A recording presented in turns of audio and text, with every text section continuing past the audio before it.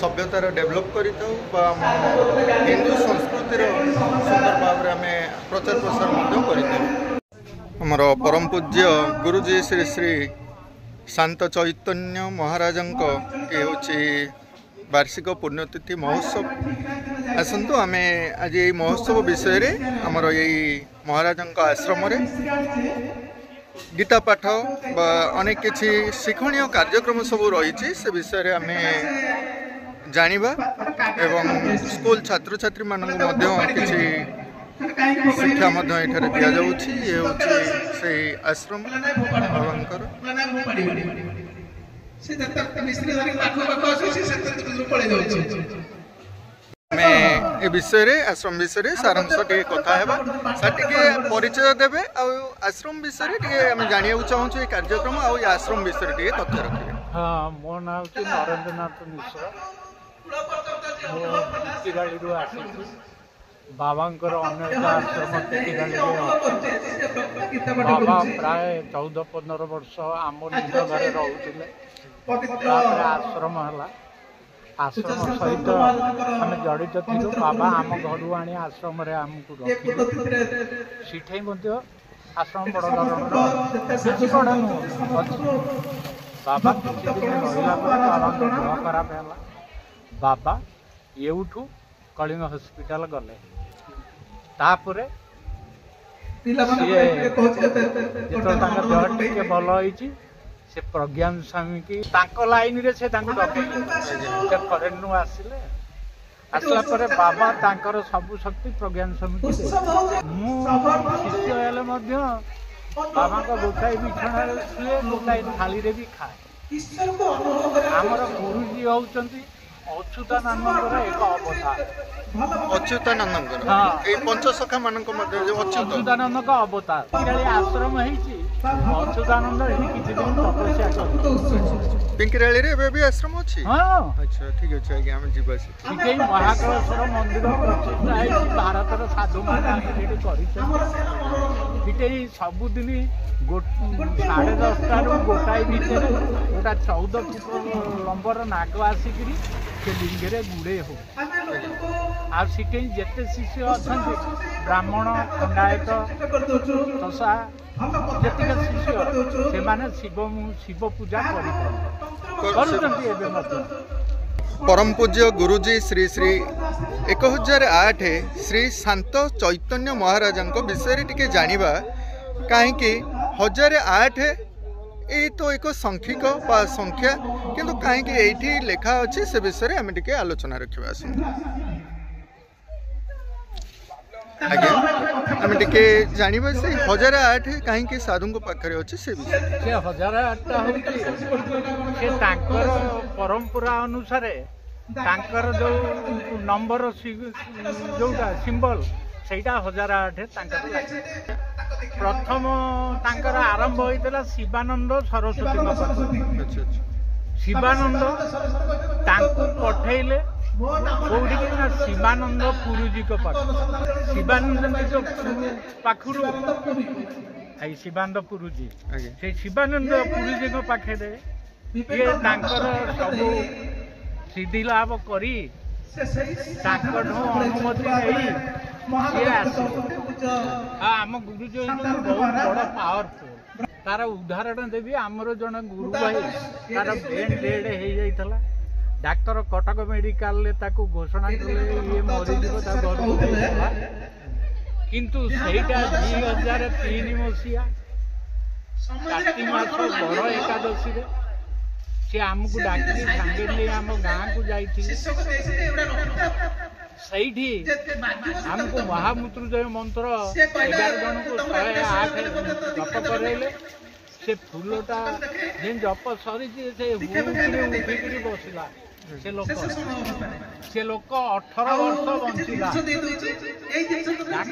बाबा को आसी पचारे ना आरे से तो तार बंची कौन करी आम महापुरुष मानकर आज्ञा अतीत महापुरुष मानकर ये अलौकिक शक्ति मान सब थिला आज्ञा से माने से शक्ति बल रे आज हम माने तांको नाम जप ଅନେଶତ ଇଏ ଆଶ୍ରମ ଯେତେ ତିଆରି ହେଲା ସେ ମାଳିକା ଯେ ରିସର୍ଚ୍ଚ କରିଥିଲେ ସିଏ ଆସି ମାଳିକା ପଢୁଥିଲେ ଆଶ୍ରମ ହେଇନଥିଲା ମାଟି ପଡିଥିଲା ଏଠି ହେଇଥିଲା ଆମର ଯଜ୍ଞ ହେଇଥିଲା ପ୍ରବଚନ ହଉଥିଲା ସିଏ ସେଥିରେ ପଢିଲେ ଜଳ କୁଜଙ୍ଗେ ଜୀବନାଶ ମୁଁ ମୋ ମନ ଭାରି ଦୁଃଖ ହେଲା ବାବା ପାଗଳ ଭଳିଆ କରୁଛନ୍ତି ତାଙ୍କୁ ଡାକି ଆସି ସିଏ କହୁଛନ୍ତି ଜଳେ କୁଜଙ୍ଗ ନାଶ ଯିବ ଏଇଟା ସମୁଦ୍ର ପାଖରେ ଏଇଟା କେମିତି କ'ଣ ହବ ମୋ ମନରେ କିଛି ପ୍ରଶ୍ନ ଆସିଲେ ମୁଁ ନୀରବ ରହିଯାଏ ବାବାଙ୍କୁ କିଛି କଣ ବାବା ତାପରେ ମତେ ବିଦା କରି ବସିଲେ ତାପର ଦିନ ସକାଳେ କାହିଁକି ମନରେ ସେ ପ୍ରଶ୍ନ ରଖିଛ ମୁଁ କହିଲି ଆଜ୍ଞା ଆପଣ ଯାହାକୁ ଡାକିଥିଲେ ମାଳିକା ଲେଖିଛି ଜଳେ କୁଜଙ୍ଗ ଜୀବନାଶ ନା ହଁ ମାଳିକା ଯାହା ଲେଖିଛି ସତ ହବ କଣ ଲେଖିଛନ୍ତି ମୁଁ କହିଲି ଆଜ୍ଞା ଜଳେ ଦ୍ୱାରା ଜୀବନାଶ ହଠାତ୍ ବାବା ମତେ କହୁଛନ୍ତି ମାତ୍ର ରହିବ ମୋ ନିବାସ 1999 ମସିହାରେ ଗାଁ 8 ଫୁଟ ଉଚ୍ଚା 10 ଫୁଟ ଗାଁରେ ଥଳ ପାଇଲାନି ୟା ଦେହରେ ଫୁଟେ ପାଣି ସେ ଲୋକମାନେ ଏଇଠି ଆଶ୍ରୟ ନେଲେ ବଡ ଆଶ୍ଚର୍ଯ୍ୟର କଥା ସେ କହିଛନ୍ତି ମତେ 25ରୁ 24 ନଭେମ୍ବର ଡିସେମ୍ବରରୁ 29 ମସିହା ପର୍ଯ୍ୟନ୍ତ ଦୈବ ଦୁର୍ବିପାକ ପ୍ରବଳ ହବ ତା ଦେହରେ ଲୋକ ବହୁତ କ୍ଷୟକ୍ଷତି ହେବେ ବିଶେଷ ଭାବରେ ପୂର୍ବ ଓଡ଼ିଶା ବେଶୀ କ୍ଷତି ହବ ଏ କଥା କହିଛନ୍ତି ତାପରେ ତାଙ୍କର ଗୋଟେ ବଡ ସବୁବେଳେ କହନ୍ତି କଳି ଯୁଗରେ ଯିଏ ସହିବ ସେ ରହିବ ଯିଏ ନ ସହିବ ସେ ନାଶ ଯିବ ଏଇଟା ହଉଛି ତାଙ୍କର ବଡ ଯିଏ କଳିର ପ୍ରଭାବରେ ଆଜ୍ଞା ହଁ କଳିର ପ୍ରଭାବରେ ଏ ହଉଛି କଥା ଯିଏ ନ ସହିପାରିବେ ସେମାନେ ବାବାଙ୍କର ତ ବହୁତ ମେରାକିଲ ମୁଁ ପ୍ରତ୍ୟକ୍ଷଦର୍ଶୀ ତାଙ୍କ ପାଖରେ ବୁଲିଛି 47 ବର୍ଷ ତାଙ୍କ ସହିତ ଜଡ଼ିତ ବହୁତ ବଡ ମେରାକିଲ ଘଟିଛି କିଛି ମାନେ ଆପଣଙ୍କ ଜୀବନରେ ଘଟିଛି ନା ବାବାଙ୍କ ଜୀବନରେ ଘଟିଛି ମୋ ଜୀବନରେ ଘଟିଛି ଆଚ୍ଛା ଆଚ୍ଛା ଆପଣଙ୍କ ଜୀବନରେ ମୋ ଆଗରେ ସିଏ କେବଳ ଚାହୁଁଥିଲେ ଯେ ସିଏ କଣ ମୋ ମନରେ ଗୋଟେ ପ୍ରଶ୍ନ ଥିଲା ଗୁରୁ ଇଷ୍ଟ ସମାନ ଆଚ୍ଛା ସମେତ ତ କହୁଛନ୍ତି ଲେଖା ବି ହେଇଛି ପୁରାଣରେ ସେଇଆ ଗୁରୁ ଇଷ୍ଟ ସମାନ ଆମେ ଜାଣିବୁ କେମିତି ଏ ମନୁଷ୍ୟ ଦେହଦାରୀ ଆଜ୍ଞା ସେଠୁ ଆମେ ଗଲୁ ପହଞ୍ଚିଲୁ ଗଲାବେଳକୁ ତାରିଣୀଙ୍କ ପାଖକୁ ସେଇଠି ଗଲୁ ନମସ୍କାର କଲୁ ମନ୍ଦିର ବନ୍ଦ ଥାଏ ଆସିଲୁ କେନ୍ଦୁଝର ଗଲାବେଳକୁ ବାଟରେ ଗୋଟେ ଜାଗାରେ କାର ଅଟକେଇଲେ ଅଟକେଇକିରି ମତେ ଡାକିଲେ ଆସ ତାଙ୍କ ସାଙ୍ଗରେ ମୁଁ ଗଲି ପ୍ରାୟ 100 ମିଟର ଖଣ୍ଡେ ଗୋଟେ ଜାଗାରେ ଖାଲି ଜାଗା ଥିଲା ବଡ଼ ଜାଗାଟା ଟିକେ ବୁଦୁବୁଦିଆ ଥିଲା ସିଏ ତାଙ୍କ ବାଁ ହାତରେ ମୋ ଡାହାଣ ହାତଟାକୁ ଧଇଲେ କହିଲେ ଦେଖ ମୁଁ ଦେଖିଲି ତାଙ୍କ ଶରୀରରୁ ଗୋଟେ ଲାଇଟ୍ ବାହାରିକିରି ଆମଠୁ 10 ଫୁଟ ଦୂରରେ ଗୋଟେ ବିରାଟ ପ୍ରତିମୂର୍ତ୍ତି ହେଲା ସେଇଟା ହେଉଛି ମୋର ଇଷ୍ଟ ମୁଁ 10 ମିନିଟ୍ ଦେଖିଛି ତାପରେ ସେ ଲାଇଟ୍ ଧୀରେ ଧୀରେ ଆସିକିରି ସେ ଗୁରୁଙ୍କ ଶରୀରରେ ପ୍ରବେଶ କଲା ଆଜ୍ଞା ତାପରେ ମୋ ମୁଣ୍ଡ ଆଉ କିଛି କାମ କଲାନି ଆଉ ସେ ଯୁଆଡେ ଗଲେ ମୁଁ ଏଇଭଳି 3-4 ମାସ ଖଣ୍ଡେ ରହିଲା ତାପରେ ଧୀରେ ଧୀରେ ଧୀରେ ଧୀରେ ଧୀରେ ଆପଣ ମାନଙ୍କର ଏଇ ବିଶ୍ୱାସ ଆଜ୍ଞା ରହିଥାଉ ଅତୁଟ ଭାବରେ ଆମର ସେଇ ମହାପୁରୁଷ ମାନଙ୍କ ପାଇଁ ମୁଁ ତ ଗୋଟିଏ କହିଲି ସବୁ ଆଚମ୍ବିତ ଯୋଉମାନେ ମୁଁ ଆଉ ଗୋଟେ କଥା କହୁଛି ଆମ ଗାଁରେ ସ୍ତ୍ରୀ ଲୋକମାନେ ଅପରେସନ ପିଲା ବନ୍ଦ କରିବା ଲାଗି ଜନ୍ମ ନିୟନ୍ତ୍ରଣ ପାଇଁ ଜଣେ 2 ଜଣ ମରିଗଲେ ଅନ୍ୟ ଯୋଉ ସେଇଥିରେ କ୍ୟାନ୍ସର ହେଇକି ଆଉ 3-4 ଜଣ ଆସିଲେ ବାବା ତାଙ୍କଠୁ ଶୁଣିବେ ବସିଥିବେ ଆସିବେ ତାଙ୍କ ତଳି ପେଟରେ ଗୋଇଠା ମାରିଦେବେ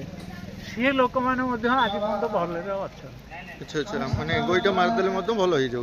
ତା ମଧ୍ୟରେ ମୋ ସ୍ତ୍ରୀ ମଧ୍ୟ ଆଜ୍ଞା ଆଜ୍ଞା ବହୁତ ବହୁତ ଧନ୍ୟବାଦ ଆଜ୍ଞା ସେଇ କଥା ଉପରେ ଆମେ ଆଲୋଚନା ରଖିବା ଆଶ୍ରମ ତ ଆମେ ପୂର୍ବରୁ କହି ଆସିଛେ ଆଶ୍ରମ ମାନଙ୍କରେ ଯେଉଁ ସାଧୁ ମହାପୁରୁଷ ମାନେ ଅତୀତରେ ସବୁ ଥିଲେ ସେମାନଙ୍କ ପାଖରେ କିଛି ଅଲୌକିକ ଶକ୍ତି ସବୁ ଥିଲା ସେମାନେ ସାଧନା କରିଥିଲେ ସେ ସାଧନା ବଳରେ ସେମାନେ ସବୁ ପାଉଥିଲେ ସେ କଥା ତ ବର୍ତ୍ତମାନ ଆମେ ଜାଣିପାରୁନି ଯୋଉମାନେ ପ୍ରକୃତରେ ସିଦ୍ଧ ସାଧକ ସେମାନେ ନିଜକୁ ସମାଜରେ ଛପେଇକି ରଖନ୍ତି ଆଉ ଗୋଟେ ବଡ କଥା ହେଲା ସେ କାହିଁ ଏଠି ନେଲେ ମୁଁ କହିଲି ଆପଣ ତ ପିକି ଡାଳିକି ଏତେ ଭଲ ପାଆନ୍ତି ସିଜୁରେ କାହିଁକି ସମାଧି ନେବେ ତାଙ୍କ ସହିତ ମୁଁ ଆମ ଘରେ କଥାବାର୍ତ୍ତା ବାବାଙ୍କର ବାବା କହିଲେ ଦେଖ ମୁଁ ଜନ୍ମ ହେଇଛି ବଡ଼ ହେଇଛି ମତେ କାକୁଆ କୁଣ୍ଡିଆ ସେ ଲୋକମାନେ ସବୁ କରିଛନ୍ତି ତେଣୁ ମୁଁ ତ ତାଙ୍କ ଋଣ ସୁଝିନି ମୁଁ ଯଦି ସେଠି ସମାଧି ଦିଏ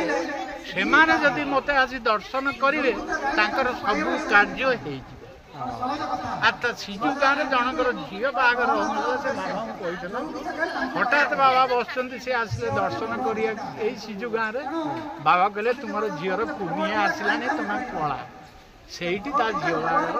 ଆଚ୍ଛା ବାବା ସବୁ ଜାଣିପାରୁଥିଲେ ଯାହା ହଉ ସେ ଅତୀତରେ ସେ ବିଶ୍ୱାସ ଆପଣମାନଙ୍କ ପାଖରେ ରହୁ ଆଜ୍ଞା ବର୍ତ୍ତମାନ କ'ଣ କରାଯାଉଛି ବର୍ତ୍ତମାନ କ'ଣ ଆମ ଏଇ ଯେଉଁ ଆଶ୍ରମ ରହୁଛି ଏ ଆଶ୍ରମରେ ସେ ମହାପୁରୁଷଙ୍କର ଶିଷ୍ୟମାନେ କିଛି ସେମିତି ଅଛନ୍ତି କି ସେଇ ପ୍ରକାର କାର୍ଯ୍ୟ କିଛି ଅଛି ନା ବର୍ତ୍ତମାନ ମଠର ଅବସ୍ଥା କ'ଣ ଆଶ୍ରମର ନାଇଁ ଦେଖନ୍ତୁ ପୁରୁଣା ଲୋକ ଭିତରେ ଆମେ ଆଉ ଜଣେ ଦୁଇ ଜଣ ଅଛୁ ଇଏ ସବୁ ନୂଆ ପିଢ଼ି ମୋ କଥା ବୁଝିଲେ ନା ଯେମିତି ଆମେ କୃଷି କ୍ଷେତ୍ରରେ ଧାନ ଚାଷ କରୁଛେ ନୀତି ନିୟମ ଅନୁସାରେ ତାକୁ ରୁଆ ବୈଷଣ କରୁଛେ ଯତ୍ନ ନେଉଛେ ଅମଳ ହେଲେ ତାକୁ କାଟୁଛେ ଇଏ ମଧ୍ୟ ସେଇଆ ଆଉ ସହଜେ ମଣିଷ ପାଖରେ ଦୁଇଟା ଜିନିଷ କାହିଁକି ଗୋଟା ହେଉଛି ନିବୃତ୍ତି ଗୋଟା ହେଲା ପ୍ରବୃତ୍ତି ସାଧୁମାନଙ୍କ ସହିତ ନିବାସ କରିବାକୁ ହେଲେ ନିବୃତ୍ତି ମାର୍ଗ ଦରକାର ଆଉ ପ୍ରବୃତ୍ତି ମାର୍ଗଟା ହିଁ ଧାନ ଚାଷ କଥା କହିଲି ସଂସାର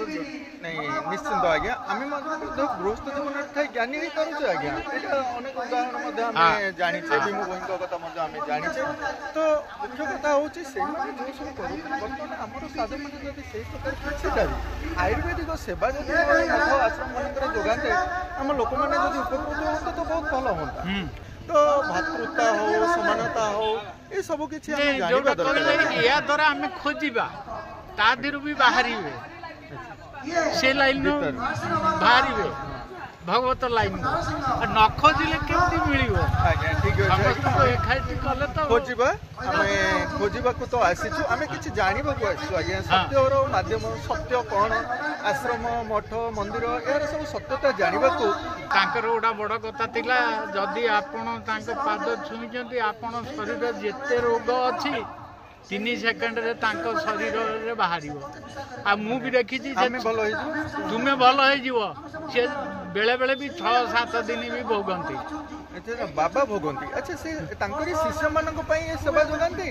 ନା ସମସ୍ତଙ୍କ ପାଇଁ ବାହାର ଲୋକ ବି ଯୋଗାନ୍ତି ଆଚ୍ଛା ସେ ସମୟରେ କ'ଣ ହସ୍ପିଟାଲ ମାନ ସବୁ ଥିଲା କହୁଥିଲ ସେଇ ସମୟରେ ବାବାଙ୍କ ସମୟରେ ନା ହସ୍ପିଟାଲରୁ ଲୋକ ଫେରି ଆସିକରି ବାବାଙ୍କ ପାଖରେ ଭଲ ହେଇଯାଇଛନ୍ତି ନାଇଁ ବର୍ତ୍ତମାନ ମଧ୍ୟ ଆମର କିଛି ମଠ ଅଛି ସେଠି ମଧ୍ୟ ଏଇ ପ୍ରକାର ସମସ୍ତେ କୁହନ୍ତି ହଉ ଆଜ୍ଞା ଆମ ଭିତରେ ବର୍ତ୍ତମାନ ସେଇଭଳି ସାଧୁ ବାହାରିବା ଦରକାର ଆମେ ବର୍ତ୍ତମାନ ଖୋଜୁଛୁ ଆଜ୍ଞା ସେଇପରି ସାଧୁ ସନ୍ଥ ମାନଙ୍କୁ ଆମେ ପାଉନୁ ଆଜ୍ଞା ये हूँ गोटे बड़ विडम्बनार विषय आम लोक मैंने भटकी जाइछन्ति आज्ञा आध्यात्मिक क्षेत्र नहीं यार गोटा बड़ कारण हूँ कौन कि आम जमितिया मंजीटा लगेगा सेमितिया गछटा हम फलटा सेमितिया बाहर अंगुर कोली लगेले अंगुर कोली खाइबा सेव लगेले सेव खाइबा बेदना कले खाइबा अन्य फल लगेले से अंगुर हम नहीं फल खाइबा सेटा जहाँ कहले ठीक किंतु फल भितर आम लोक मैंने जापारि ना से फल सब फल नाम कौन कौ फल कौन से खाइबा चेष्टा भी करूना ये हूँ बड़ समस्या हाँ आज्ञा बहुत बहुत धन्यवाद।